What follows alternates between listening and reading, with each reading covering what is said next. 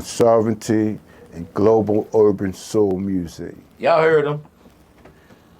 Yeah. Yeah, we on Vibe 609, James King L and Diezzle Dine. In the building, y'all. What's Yeah. happening? We just playing with this thing, got new things coming. You know what I mean? We ain't running from nothing. No, this is a test run, man. We ain't playing. We ain't playing. This is a test run out here, man. This is where urban global soul and sovereignty meets. You already know. You know what I mean? Like, we really are architects and pioneers, and we want to share our formula, because win or lose, the formula is what make you, you know what I'm saying, iconic. You know, and we've been through. But we ain't gonna get too deep on this episode. Nah. Y'all better know. Y'all Nah. y'all better know what's coming. Hold that, nah. You don't know how deep we gonna get. Yeah. It's up to the universe how deep we gonna get. They not gonna get it this episode, but y'all gonna get it. I can promise you that. You know what I mean? Because when it's given, we gonna make sure everything is right. You know what I'm saying? So right now we testing everything out, and because we don't want to. Because once we start giving it up, we don't want to redo it. We want it to flow like water. We don't want to swim against the current. All right. So anyway, well, I mean, I can't make nothing up, so I'm just going. I just let it flow regardless. Like I be living this though. Let's start this off this way. Who is Diezzle Don? Oh. I know who it is. But let's see if y'all know, because a lot of people watching, they young boys, young girls, they don't know much of anything. They trying to find out. You know what I'm saying? All right, well, so Diezzle Don is a spiritual, mental, and physical character that I developed to be able to be in the hip hop world. You know, I came up just hustling, you know, so I always was of service. Right. You know, one of my friends came to me, man, like I had the pool room. You know, Miss Jean was my mother-in-law and my godmother, which she was the foundation behind Bruce Williams, Bruce's pool room. And, you know, when she recruited me once he died and left everything to her, you know what I'm saying, I was letting her know. She was like, yo, we can't do numbers no more. I was like, yeah, well, this weed thing, man, is the next thing, man. This is what's up. And she's from the island. She from the Bahamas, so she was with it. And you youngins, do your homework. This is an Atlantic City story. What he just said, Miss Jean, Bruce's pool room, it's Atlantic City history. And not to cut your wisdom. No, keep it going. You good. One of the biggest problems in Atlantic City right now with the youth is they don't know any of their histories. And some of the OGs that they come across is strictly corrupting them. So they're only giving them the parts that work in their favor. So this is important what you're saying right now, because this is outside of the box. Right. All right. So you know what's so crazy is, you know, I walk through the hood and I go past Bruce's all the time, man, just, you know, thinking about Miss Jean and everything. And they actually turned our pool room into a real dispensary. Yeah. And they had no history. They didn't even know that until I told them, look, I'm the first one, me and Miss Jean, we owned this whole building. Right. This was a weed spot years ago. Yeah. Before it was regulated. Yeah, prominent one at that. That's right. You it know, was street regulated. Yeah, systems in place. That's right. They don't know about this. Systems in place. Come in the pool room, play a game of pool, right? Where the balls is racked up, put your money in the hole. On the way out, your shit is right there on the top of the garbage can. You pick it up and walk out. Yeah. This is innovative thinking back in the day, and because Bruce was the biggest, he controlled the numbers bank for the North Side. Explain that. They don't know what that is. They don't know what numbers are. All right, so numbers is what the lottery is today. Okay. And back in the day, our grandfathers and uncles and aunties and everything, especially on the north side, right? A lot of the real finances and the real money was coming from people that was running numbers. Everybody who had pool rooms, who had stores, we had all of the hardware stores, we had all of the dry cleaners, we had all of the laundromats and everything. All of this went from what they called it was called the bus stop then, right? And this is Arkansas Avenue all the way down Arctic, all the way around. Once you get down, all the way, that was all North Side. And North Side had alliances with Ducktown. Ducktown was Nicky Scarfo and Angelo Bruno and all of them. Like, even though they was bosses in Philly, they all had headquarters in Lang City. Lang City was always the shit. That's right. You know what I mean? So anyway, back to Miss Jean. Miss Jean was Bruce Williams' wife. When Bruce fell in love with Miss Jean told him, look, if I'm expensive, if you really want me to lock in like that, man, you got to do something different. So she told, because she had a degree in math coming from the Bahamas. Okay. So she told him, you start banking the change. And he made a deal with them, with the Italians. He started banking the change. So his change rised up to where he made a deal with them where he was the bank of the North Side. Wow. Y'all hear that? Yeah, Lang City. Yeah, all right. So. Because I got to jump in. I have to. Jump in. Because, like, nowadays, like, when I grew up, I stayed on I-11. I was a couple blocks away from Scarfo. And I was like I was a little bit younger, so I caught the end of it. But in my era, I got to see our people owning almost everything. You see what I'm saying? In today's era, a lot of the youth in Atlantic City that look like us, they have not been fortunate to see that. So a lot of them, they got it whereas though they think it was always like it is now. And that's affecting their self-esteem. It's affecting their hustle. It's affecting their entrepreneur ability because they don't realize that they actually are descendants of great hustlers. The greatest. That's right. Atlantic City was the world's playground. And they didn't just call it the world's playground because we had rides up on the boardwalk. Right. You understand what I'm saying? They call it the world's playground because we had studios. Hold on. We're going to go live. Jay, I'm live right now, man. You know what? Call me back on the video, man, so you can be in this with us, all right? Okay, brother. Yes, sir. All right. So anyway, now, black business in Atlantic City. Yes, sir. All right. We had all of the food. We had all of the food. That's Jay Fresh from DBL Crew, in case y'all wonder what Jay talking about. Oh, yeah.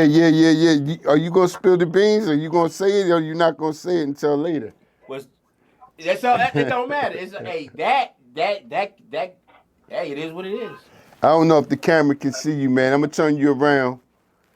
I don't know how much the camera can see, but. Let me zoom in. Hold up. You good. Let me see. There we go. They can see him now. Yo, Jay, speak to the people, baby. Hey, it's Jay Fresh coming to you live from Bronx. The home of hip hop. Absolutely. Yo, Yeah. I'm out here. Yeah. Hold up. I'm about to go to So Jay, we're gonna finish the interview and we're gonna let you sit in on it though. And we're gonna let them know to look out for what we about to do, right? That's right. That should look good. Boy, this is my bro right here. See? Bro, I ain't gonna lie, I always had trust issues with giving my story out or letting somebody else get it. You know what I'm saying? Can't blame them. Where we from, boy. Yeah. You think Brooklyn and all that something, man. Lang City? Woo! Shoo. So basically, black business. We had Kelly's, we had Rex's, we had Marie's, Soul Kitchen, we had soul food restaurants. All of the chicken that was sold on the north side was sold by black people. Wow. We only had one Chinese restaurant. And that Chinese restaurant was uptown by Delaware and Arctic, across the street from the from the Edge Hills that owned, they owned, first it was called Reggie Edge Hills, and then it was called Linda's Room, Right. right? Yes, sir. Okay, and then they had the car wash on Arctic Avenue. Right, And right, across right. from the car wash, that's where Roy Heverlow barbershop was at.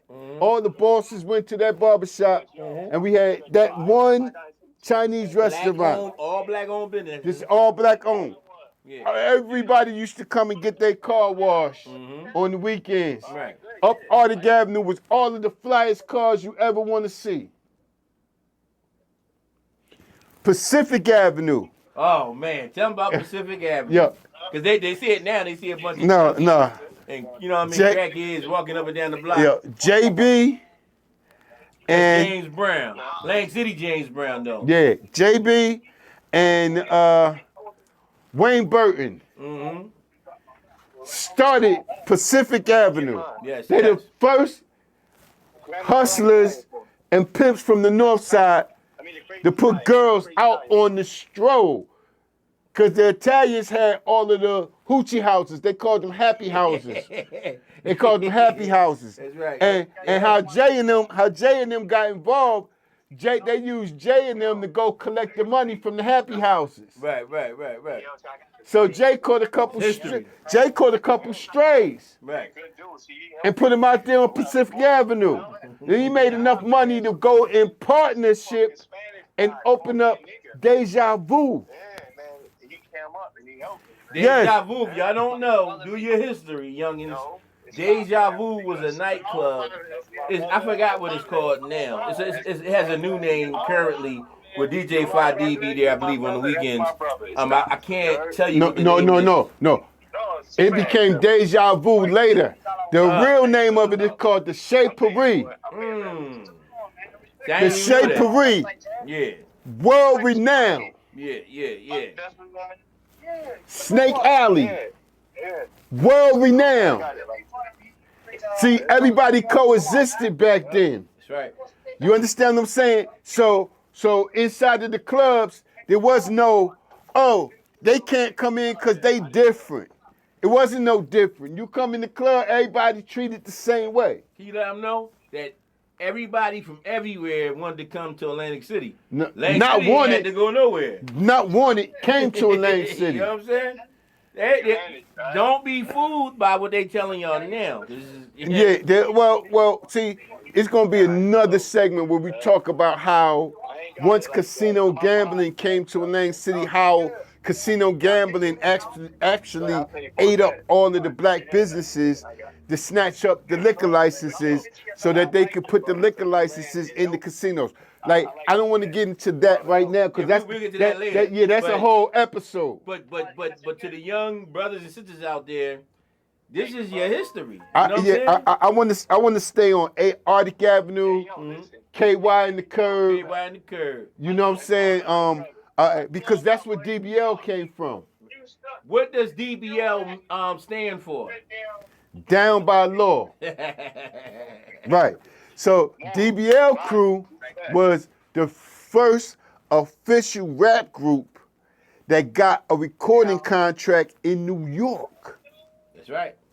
The first. Before Queen Latifah, before Naughty by Nature, before Redman, before a lot of these artists you've heard about. This was before all of that. You know what I'm saying? This is not Johnny come lately. No, this is the first. Right. Representing New Jersey. The reason you have the North Jersey movement is because Sport D decided that he couldn't, I didn't have a lawyer in Atlantic City that could negotiate my contract. Right. I didn't have a manager that even understood when I brought the contract back and said, yo, I got a recording contract in New York. Yo, we don't know about that. That's something for y'all to think about too. Become managers. Become entertainment attorneys. Like, this is something we've been missing since back when he got the deal way back in the day. We still missing that currently. Right, well, so you got to understand, man, right? Certain areas have certain grids. Mm-hmm. You understand what I'm saying? Right. Atlantic City was never a grid for discovering talent. Atlantic City was a grid for exposing talent. See, we had Club Harlem in Atlantic City. Club Harlem is the equivalent of the Apollo in Harlem. Break it down to them, because they don't know. Right. So all of the R&B, which was created by us, and the sound of Philadelphia, Gamble and Huff, you understand? We talking about Patti LaBelle. We talk about Shy Lights. We talk about Harold Melvin and the Blue Notes. We talk about OJs. We talking about all of the founding music in R&B, and then it was two hubs: Philadelphia, Gamble and Huff, Philadelphia International, and the other hub was in Detroit, Motown. That's right. Right? Barry Gordy. And their movement of R&B. Let them know that connection to Atlantic City, because they don't know. Atlantic City was where they came and exposed the talent. Everybody from Frank Sinatra and the Rat Pack and everybody, the 500 Club is Atlantic City. This is the home of. Somebody trying to get in. Is that what that is? That's my phone in that bag. Oh, and it's going at the same time. Yours too? Yep. Oh, okay. You keep flowing. No, I'm gonna keep chopping it up, man. Hey, but anyway, no, see, they only give you the stories of Atlantic City after casino gambling. They're not giving you the stories of Atlantic City when Atlantic City was the East Coast hub. Atlantic City had a policy that all of the gangsters, Chicago, Detroit, New York, Philadelphia, and wherever else they came from, when they came to Atlantic City was a neutral ground. It was a neutral zone. This is the place where all of the gangsters could negotiate. We created what they took to Vegas. Every pool room, every corner store, every speakeasy. We created the after hours. When the club closed, Atlantic City was 24 hours a day. 24 hours a day wet. Hold up. Yo, sis, what's good? What's going on, brother? I'm just doing checks on everybody. I'm bored. All right. It's crazy, man. I'm over here, man, doing a interview with Zach on 609 Vibes. And we about to do DBL Crew, Sport D and J Fresh on the 3rd. So I'm over here. Zach's spot right here in Pleasantville. He got a little studio up in here. Yeah, I was about to call you and be like, yo, I'm around the corner. but I'm live on camera right now. They can hear your voice. Oh wow. Yeah, I'm gonna call you back in a minute because Zach coming back now. We gonna finish this in, but I don't know when we gonna finish. But soon we finish, I'm gonna hit you. Okay. All right, bless. All right. Yeah. So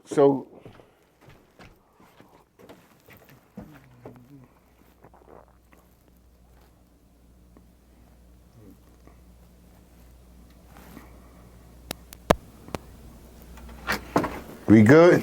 Yeah, my mic wasn't even on that whole time, but yours was. I know it caught me. Oh yeah, you sure? Yep. You definitely. All right, but I'm you on on now. now? Yes, sir. All right, so let's continue. This is y'all history. Wake up. This is why we trying to tell y'all so much you don't know. You know what I'm saying? It's so much I don't know. Like, but this is how we find out everything. You know what I'm saying? Because y'all don't know. I don't blame y'all youngins. You know what I mean? Because we've been irresponsible in a sense. You see what I'm saying? We haven't shared these stories, but we're sharing them now. You know? And this is he's a part of the first time AC hip hop took it to the big stage. Before Rodney Jerkins, before Roy Hamilton, before there was a DJ Do It All, before Zach Walla, Zaka Mill, James King up in it, for any of that. It was D Don, Sport D, DBL crew. So he going back. You know what I mean? This is real history for you. Yeah, because we want y'all to understand, man, that the seed is real. See, what I'm giving y'all now, I'm giving y'all the harvest and letting y'all know that it's possible. You understand what I'm saying? Because from what nobody would think, that the nucleus of what was going on in the North Jersey area and how we took our craft over the bridge, right? Right. But it all started from Atlantic City. Exactly. First, like For example, if there was no Sport D, aka D Don, there'd be no Red Man. There'd be no Lords of the Underground. There'd be it'd be a lot of things wouldn't have had happened had this not happened first. And this is even before Poor Righteous Teachers. Before PRT, Wise, Intelligent, and the Boys. Yeah. Yeah. Through the history. That's right. Atlantic City kicked the door open for New Jersey. Absolutely. All parts. In hip hop. North, Central, and South. You heard? It all started in Atlantic City. So the name of the record is Bust It, 1986, for those who want to do their own research. Mm-hmm. That's DBL 40 crew. years ago. Yeah. 40 years ago. Do the research, and you'll find that, on those charts that was out back then, because But not to cut you, I got to hop in because you exciting me. hop in. You know what I'm saying? So basically, 40 years ago was about, according to what they're saying, is hip-hop was only 10 years old. Hip-hop was only 10 years old when all this, what he's saying, it was 10 years old. Absolutely, yeah. 76, 78. You know what I'm saying? Yeah, shit. Rappers Delight hit the radio station. And they from Jersey. Yeah, but that's 78. Exactly. I was 2. Right? Yeah. Okay, so hold up. Commercial hip hop in New York. Mm-hmm. See, even though Sugar Hill definitely New Jersey, Absolutely. but they represented New York. Enjoy Records, Sylvia Robinson. Right. Sylvia was a big time disco star, Okay. right? And they was from New York, or they did business in New York. Their record stores and all their business was in New York, but Okay. they lived in Inglewood. Because just like even back then, even now, today, people make it in New York and they move to New Jersey. Quick. And they quick to brag about it. Yeah, You know what I mean? because of the lifestyle. Yes. Right? All right. So now, when DBL showed up, how we showed up was there was a record store in Atlantic City called Crowns. That's Maurice Gray. Okay. Shout out to Maurice. Maurice and his family. Right? Yes. Black owned. Right. Not no little mom and pop record store. I'm talking about a record store that looked like Tower Records. Oh, wow. Or Virgin Records. You go in there, you can buy anything. Maurice is the first person to start actually making R&B mixtapes. Mm-hmm. Like people would come in and they want the greatest hits off of each album. Right. Maurice also was one of the first ones to get all of the black exploitation movies from New York. And you could go to his store and you could buy a copy on VHS. So you could have the movies at home. This is how Atlantic City got their shit. You know what I'm talking about? We 100% connected to Harlem and Newark. That's right. And this is just what he giving off the hip. When he gets into his documentary, he gonna go even deeper than this. Oh, yeah. You know what I'm Well, I mean... This is off the hip right here. Yeah. This is off of just what he want to say. So y'all gonna learn your culture. You know what I'm saying? Your history, what you come from. Because see, if you don't know where you come from, you don't know where you going. And you don't know where you can go. Exactly. See, that's the whole part. That's right. Where you can go. That's right. Right? That's right. So, one record opened the door. The record was so hot, we got invited to come to Newark, New Jersey Right. and perform at Sensations. Legendary club in Newark, New Jersey. Anybody know Sensations?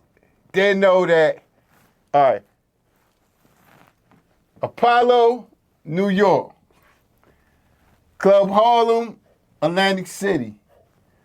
Sensations, Newark, New Jersey. Exactly.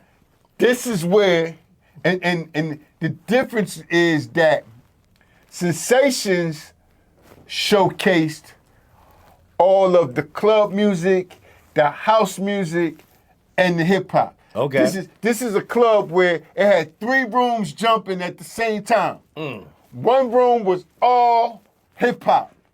And guess who the DJ was? Who? In New Jersey. Who? Funk Master Flex got his start at Sensations Wow. I in ain't know Newark, that. New Jersey. I ain't know Awesome. that. I ain't know that. Wow, I gotta drop a bomb on that one. Awesome. I'm dropping a bomb on that one. Right? Yeah, absolutely, Okay. absolutely. So now, one room was that with the stage yeah, and the show. yeah, Now, mind you, if you get up on that stage and you bomb in Newark, yeah, nigga, you catching a couple blows on the way out. exactly. Not crazy. They will throw you out of there. Mm-hmm. Right? Mm-hmm. That's when I knew I arrived. Mm. Without knowing the history. Right, we just right, went right, there and right. just showed our ass, man. And they gave us so much love. I told my management at the time, because we had no management, I had to take one of my friends and tell him. Mm-hmm. Trump, big up. Shout out to Cass, my man. I'm going to big you up. He never would get behind me on nothing, but that's still my man. And shout out to Bates too. That's his son. Hey, listen, Kevin. He a good dude. Me and Kevin was in the hood, getting busy. I tell Kevin, yo, I got a recording contract in New York. I was like, yo, I need you, because you like to dress and do all of that. I need you to fucking front like you the manager. Right, And right, so right. me and you can learn this together. And if you do that, then I'll do what you need me to do in the streets for you. Wow. And he did it. And then he got bit by the mic. He liked it so much, he was like, man, I'm going live with this. I ain't faking no more. But he came from there. Wow. Kevin wound up bringing Tasha Holiday Shout out to Tasha Holiday. to fucking Rodney. Tasha Holiday, if you watching this, I'm working on a new album. I need you on it. Kevin also was rocking out with R. Kelly Mm-hmm. and all them, you know what I mean? Like, yeah. he started making his own bones. Right. But it started in Rialto over some fucking chicken wings. My mom working, and I'm telling him, look, I got If y'all this don't shit know, going on. Rialto's is right down the street from where we are. It's a Spanish bar now. But I actually DJ'd. I think I debuted as a professional DJ in Rialto's. Yeah, San Rialto. My mother worked at Rialto, His son sold out. And my mom also worked at Washington. Yes. But my mom, before she came to Pleasantville, my mom worked at Princess. Princess Bar? She worked at Walsh Dreams. Walsh Dreams, that's another spot that was owned by us. She worked at Club Harlem. Club Hall owned by us. She worked at, Princess, Walsh Dreams, Club Harlem. And she worked at Herman's. Wow, I remember Herman's. Yeah. On what's that, New York? Yep. Or Kentucky? No, And I ain't New gonna York. say her name, but big shout out to you. She know me since I was a young boy coming, like when I finally was old enough to come in the bar. Right. You know what I'm saying? But I'm not gonna say no more than you say. So, you know what I'm saying? But well- but she's a legend out here. If y'all don't know, you know what I'm saying? Because if she was there, you know it was the right place to be. So I jumped off the porch Mm-hmm. early. Right. You know, I'm gonna give him this one, and we'll re-innovate on this. Okay. When we do the other interview, but Right. you know, going to school. Mm-hmm. I'm in the 10th grade, and somebody we had to walk through Ducktown. Okay. Mainly Italians, in case y'all don't know. Yeah. Ducktown now is more Spanish than anything. But at that time, it was all Italians. Exactly. So, I don't know what kicked it off, but they had a gang, and they beat up a little black guy and dragged him off the jitney, right outside of the high school. Right. And, you know, at this time, we was embracing mostly everybody in the town was embracing Islam. You know, we everybody. It went from the AC Sparks and what the name of this gang? It was another gang that was uptown. It was the cross gang? there you go. Cross gang, Yes, sir. right? They got Shout out to King Salam. yes, my brothers over there, right? Yes, sir. Yes, sir. And as they embraced hip hop, as they embraced Islam, right? And the rest of the city was embracing it, right? In the mix, I'ma save that. I ain't gonna Yeah, we got more coming. So don't be mad. You don't get it all right now. No, because you gotta get this one a That's lot right. of attention. You gotta enjoy a slice before you enjoy the whole pizza. You know what I'm saying?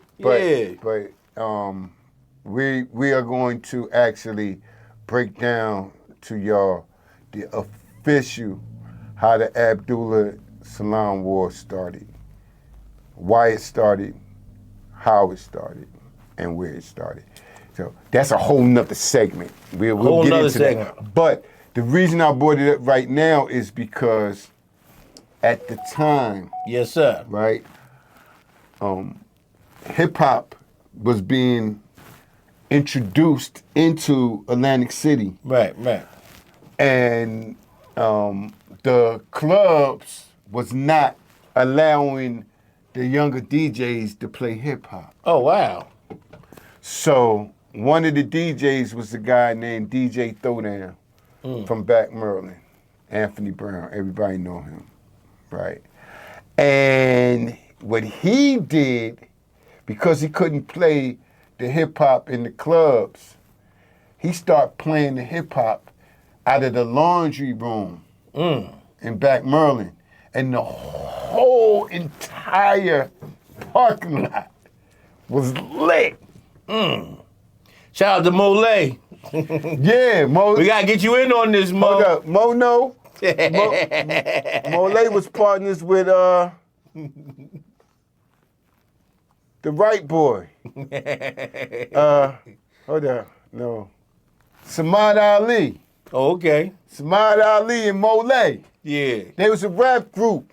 Oh, wow. Cause I know he had. I know he had No, a no, career. no. He don't like talk about it that much. No, yeah, but he can't deny it.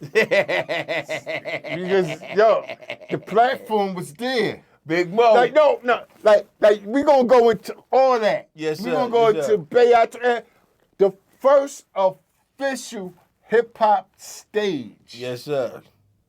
where everybody hip hop in Atlantic City Yes, sir. and Yes, sir. all the way up. We went all the way up until Vineland, Bridgeton, Millville, Right. Stockton State. Mm-hmm. This is where we promoted the hip hop club in Atlantic City. Shout out to everybody in Vineland, Millville, and everywhere else. You know what I mean? Shout out to Creep Show. That's my homie. He out that way. He got Sunwave Radio. Big shout out to them. And so This now, is the history. so now, this spot is the same spot that became the 4040 Club. Wow. So when you come off the, Expressway. bam, we right there. Absolutely. And we called it Casino City Gym because Frank Stewart, big, to the knowledge, big time G on the North Side. He had that building. And on the second floor is where Mike Tyson and all the boxers that came into the town to thank you, my brother. Yes, that sir. came into town to perform at Trump Plaza, which was right around the corner. Absolutely. This is where they worked out at. Most of Mike's main fights on the come up was in Atlantic City. Of course. Yeah. He had He that. don't say it that often, but yeah, that's the facts. No, man. This is why they named the street after Donald Trump and all of that, man. This is Trump Plaza is Donald Trump. That's right. No, they broke Mike. That's right. This is facts, undeniable. Yeah. Mike Tyson used to have a penthouse apartment in the Ocean Club. He lived in Atlantic City when he was fighting here. This is facts. He used to work out. He'd be running up and down the boardwalk when he's preparing for fights. All that. Yeah. So we got a rich soil and a rich pedigree, which, you know, when certain industries come in and they kind of they want to take they didn't want nobody to come outside of anything that was going on in the casino. But me, I took it to the boardwalk, and I used to take the break dancers to Kennedy Plaza. And you know, we had the big radio and the linoleum and all that. And I used to let the break dancers practice at my spot. And then on the weekend before the club, during the day, I would take them on the boardwalk because they used to make money. And we used to make so much money. I used to have 4 people just collecting money. Right. You know, watching the break dancers. Right. And it got so popular that, you know, Atlantic City, it's all hustlers. Every part of the hustle. That's right. The best pickpockets in the world. That's right. They was like a crowd, and tourists, see, Rest in peace, my brother Zaid. He was a part of that era. see, You know what I mean? tourists was our food. That's right. Still is. You know, this is how we ate. We figured out how to service the tourists. I got to interject. To your young Atlantic City brothers and sisters out there, y'all focus on the wrong things. Did you hear what he just said? We ate off the tourists. What are y'all doing today that's complimentary to what he just said? How are y'all preparing to eat from the tourists? Y'all trying to eat from each other. Right. Exactly. That's exactly what's happening. Yeah. And this is why nobody can get nowhere, man, because we eating each other food. Thank you. Couldn't have said it no better than that. That's a problem. And I hope y'all really listening to this. You know what I'm saying? Like, you know what I'm saying? I hope y'all really listening to this. Atlantic City is a spot that all summer long there's tourists all up and down everywhere. Why are you not finding a way to eat from that? You're not even thinking about it. Because they got you feeling like, man, you're not supposed to be on the boardwalk. It's your boardwalk. Or you ain't supposed to be wherever casinos is at. Because this is the part that they did. See, when they before we didn't have to go looking, because people that came from everywhere, they knew. Oh no. Yeah, at night we go to the boardwalk and we go to the south side, but nah, we going over there on Kentucky Avenue. When I say we had everything that you can imagine. Right. For our culture. That's right. For our culture. Yes, sir. Pacific Avenue had everything that you could think about for the Italian culture. This is where we used to go and shop. I'm talking Giorgio Bertini suede shoes with the matching leather jackets. Yes, sir. Yes, sir. I'm talking Fox Run and London Fog trench coats. I'm talking, we only wore sneakers when we was playing basketball. Everybody in Atlantic City knew we had a dress code. That's right. We did not wear the same clothes we wore all day to the party at night. That was unheard of. No. You go change the clothes, because those were the clothes that you was hustling in. Thank you. Get it together, people. And not only that, but we took pride in being clean. That's right. Teller shops, cleaners, you know what I'm saying? Black owned. Exactly. Shoe repair shops. You know, all this is the history. It's the history. Don't be mad at me. Right. And not only that, but the truth of the matter is, right, our skill set, right? Like, we had real pool sharks from Atlantic City. Absolutely. Famous ones. Do you even know how to shoot pool? I'm just asking. Yeah, that was a part of the whole North Side vibe. Shooting pool is a part of your culture, part of your history, part of your foundation. Why do you not know how to shoot pool? Because we don't got no more pool rooms. Why are you not opening the pool room? Everybody want to be different. Sometimes being different is going back to the origins. Yeah, all that's right. But at the same time, remember that the pool rooms is where all the real business really took place. Exactly. Like when G's came in from out of town and all that. Now they meet at the pool room. JBM loved the pool rooms in Atlantic City. They having conversations at the pool room. That's right. How can we get money? That was the conversation. We taught the casinos how to gamble.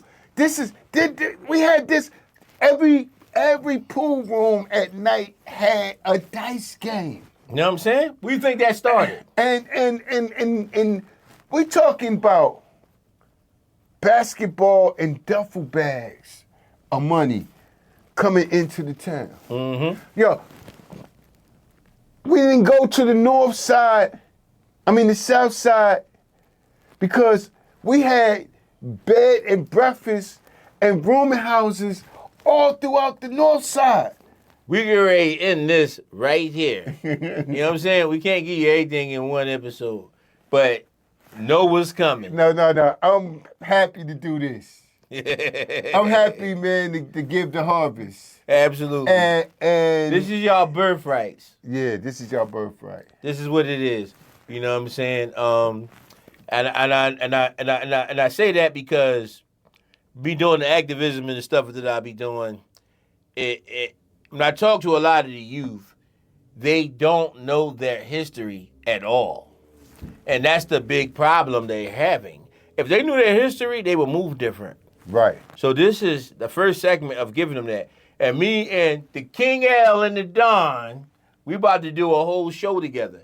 So this is like a little taste test of what's to come. Yeah. We gonna keep this going. Not only is we gonna keep it going because it's a global movement. Right. Like I wound up in France, Switzerland, Denmark. I'm an icon in Canada. You know what I mean? All from Bussy, DBL crew, all from taking that initiative and saying, nah, I'm gonna go to the marketplace. That's right. I'm gonna go where they say they make rap records in New York. Mm-hmm. Right? That's what they told me. They make rap records in New York. I'm going to New York. Right. And and they say, oh, they grow cannabis in Canada. I'm going to Canada. That's right. All right. But we not gonna give y'all too much more right now. We gave you a lot. So don't act like I'm hating, I'm slowing nothing down. No. We gave you a whole lot. Way more than we're supposed to be giving in one instance, right? But stay where you at. Stay tuned. Stay tuned. Stay focused. And we'll be back before you know it. With that being said, I'm James King L. This is Diezzle Don. And we'll see you next time. Absolutely. I love it.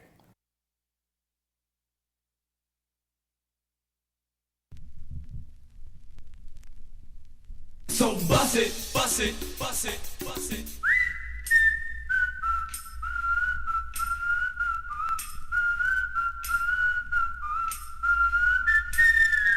Bust it, bust it, bust it, bust it. I'm J Fresh. I'm Donnie D.